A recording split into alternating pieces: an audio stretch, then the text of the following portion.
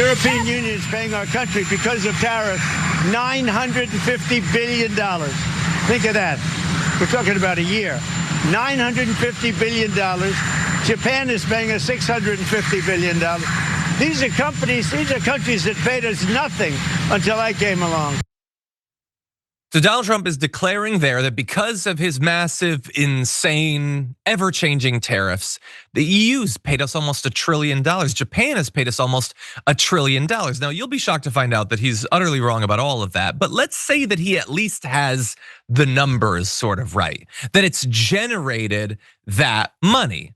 Now, he says they're paying for it. Now, if you've been paying attention to politics or anything for years, you know that that's not how it works. But apparently that money is being generated. But wait, but if it isn't those countries that are paying for it, who is actually paying for it?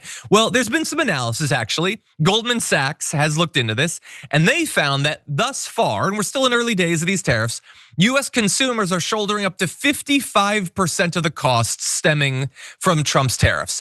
US businesses are paying 22%. Foreign exporters, which are not the countries, but at least are in those foreign countries, are paying less than 20%. So he is, by my rough numbers, 82% lying to you, okay? He's 82% spitting in your face. But wait a second, he said we've generated, just in the EU and Japan, $1.5 trillion. Well, if we've paid for 55% of that, then it sounds like we've paid $800 or more billion in additional taxes that don't get called taxes because he doesn't want you to think of them as.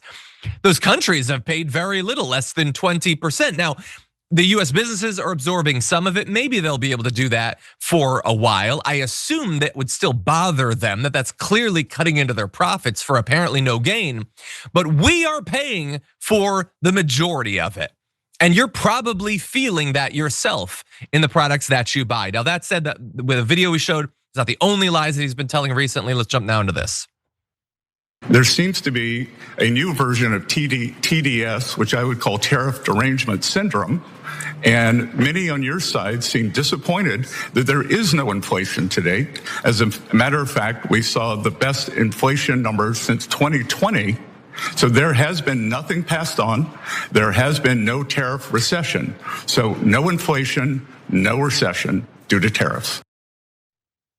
Okay, so we have tariff derangement syndrome as he continues to pretend to believe that those other countries pay for the tariffs. He knows that they don't. He literally works in finance, but he has to pretend to believe that because if he doesn't, he will be fired. He'll be thrown under the bus. God only knows what Trump will be posted on True Social about him. So you're crazy. He's lying to keep a job, but you're crazy. And by the way, there's no recession. There's no inflation. Is that how it's feeling? Is that how it's feeling? Look, so I could throw to the endless clips we've done about the rise in prices of a variety of different things. Toys becoming more expensive, furniture becoming more expensive, groceries are rising at precipitous rates, beef is more expensive than it's ever been. All of these prices are rising, kind of feels like inflation to me, but even just the net numbers, according to Goldman economists, they expect that the overall inflation reading in December could be up to 3% at that point. So I don't know what percent is talking about there. The actual numbers don't bear it out. Certainly the day-to-day experience of most Americans doesn't bear it out. But he seems, Sharon, to be following the same strategy that Trump has been doing, which is to just lie to people's faces about the actual economic experience they're having. That didn't work out well over the last 4 years. I don't know why they would think that would work now, but they are sticking with it. What do you think? They're sticking with it and becoming increasingly violent. I mean, Scott Bessent is unlike any other Treasury Secretary we've had in history, I think. I mean, there's reports of him talking about punching the housing guy in the effing face. So listen, they're gonna lie and thug their way through this. This is what Trump wants.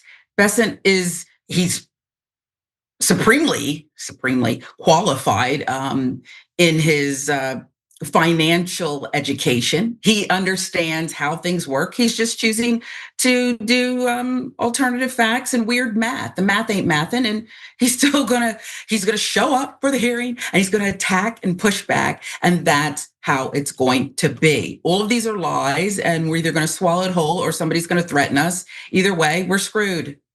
Yeah. Yeah. Look, I think that people are going to continue to pay attention to the actual economic experience they're having. I think that was the deciding factor in the last election. And I think they will continue to care more about whether they can actually afford things than whether the guy Trump chose tells them they can. But that said, maybe not. Maybe they don't. We've seen for decades Republicans willing to be screwed over by their government, by their own party, in exchange for oftentimes very abstract identity politics wins. So maybe they'll do that. That will certainly be interesting, but in this case, I don't think it's likely to happen. And that said, we've been talking about tariffs in general. Let's talk about specific tariffs and the effect that their announcement can have on our economy. Trump made one post on social media and apparently, at least for a brief period of time, set about half a trillion dollars on fire. And I think it's a reminder to us that Donald Trump is not only a bad steward of the economy, but also probably should not have the power to directly post to social media himself. It should have to go through Barron or Kai or something like that. So usually we would show you the tweet that he sent out. In this case, we're gonna start with the effect that it had on the stock market. So take a look at this. This is the S&P 500, and it had a little bit of a dip, okay? And it had to do with Donald Trump posting about no longer buying Chinese cooking oil. And between 2:37 p.m. and 2:44 p.m., about $450 billion had evaporated as a result of it. Yes, people in the chat are saying we're cooked, and we might well be, but we won't be cooked with Chinese cooking oil, I can say that. Yes, it was about the cooking oil. Here's the message. I believe that China purposefully not buying our capital S soybeans and causing difficulty for our soybean farmers is an economically hostile act. We are considering terminating business with China having to do with cooking oil and other elements of capital T trade as retribution. As an example, we can easily produce cooking oil ourselves. We don't need to purchase it from China, which I don't know if we can easily transition to making our own cooking oil. Probably not, based on what I know about our country and our relationship with China. But also, so you've done this trade war with them, okay? And you've continually stuck your thumbs in their eyes and everything. So they've done kind of what you're threatening to do. You're saying, we're not gonna buy X product from you. You're mad that they're not buying Y product from us. They've decided to buy soybeans from other countries. And we'll return to that in just one sec. And that's an economically hostile act. But what are you doing right now? Is it not an economically hostile act to tweet something out irresponsibly and cause $500 million to just, $500 billion to just disappear? And he's done that so many times. And look, I understand that he doesn't particularly care about it. The market might recover, and if not, I'm sure he told some people in the administration he was gonna do that, and they probably anonymously shorted the market and made hundreds of millions of dollars, and it's great times for them. But I don't know, I feel like there's a little bit of hypocrisy there. And also, I think that the Trumpy doth protest too much, because here he is talking about goddamn China not buying our soybeans. But do you know where apparently a significant percentage of the soybeans are now gonna be coming from? We talked about it before, and it's from Argentina, the country that we are bailing out for tens of billions of dollars. As we're negotiating that, Argentina's like, yeah, give me the money, dummy. Give me that money. You don't you like me? I'm a cuckoo like you. Give me that money. Meanwhile, hey, China, F their soybeans, we got better soybeans, we got a better deal. And they've set up their own deal. And rather than putting pressure on, I don't know, the country you're willingly giving $20 billion, he's screaming into the stock market void against China, which is not gonna solve the actual problem. And isn't it weird that he wants your attention and your anger to be focused on China and not on his ideological ally that he's showering with our goddamn tax dollars? Sharon, what do you think? It's wild, it's loopy, it's corruption all the way. And by the way, can we follow the kickbacks? I suspect there's many who's really gonna get the $20 billion? Then is it really a bailout, or does it come right back to some billionaire 1%ers somewhere? Yeah. Look, it's a racket, it's an ongoing racket. I'm gonna do billions in tariffs. And then, oh, not so much. And Wall Street bets the market and wins. And we just look stupid and prices climb and people are out of work and on and on and on.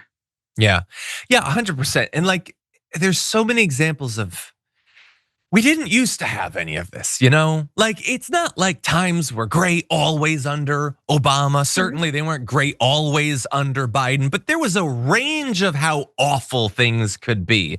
And the constant need to be vigilant in watching the stock market because you suspect that it's being manipulated. Again, turn the light off, turn the light on. Each time they make billions and billions and billions of dollars, and you have the most corrupt politician in world history perfectly willing to do that in full view, knowing that even if we revealed that it was goddamn Barron Trump that had shorted the crypto market because his grandpa told him that he was gonna screw it over with a true social message, does anyone think that there would be an investigation? Tom Homan was handed a bag filled with $50,000, and that wasn't corrupt enough to actually merit some sort of legal action. And so, God, I know, I assume I speak for a lot of people when I say that we just want to go back to a time that wasn't as cartoonishly corrupt and criminal as the time that we're in right now.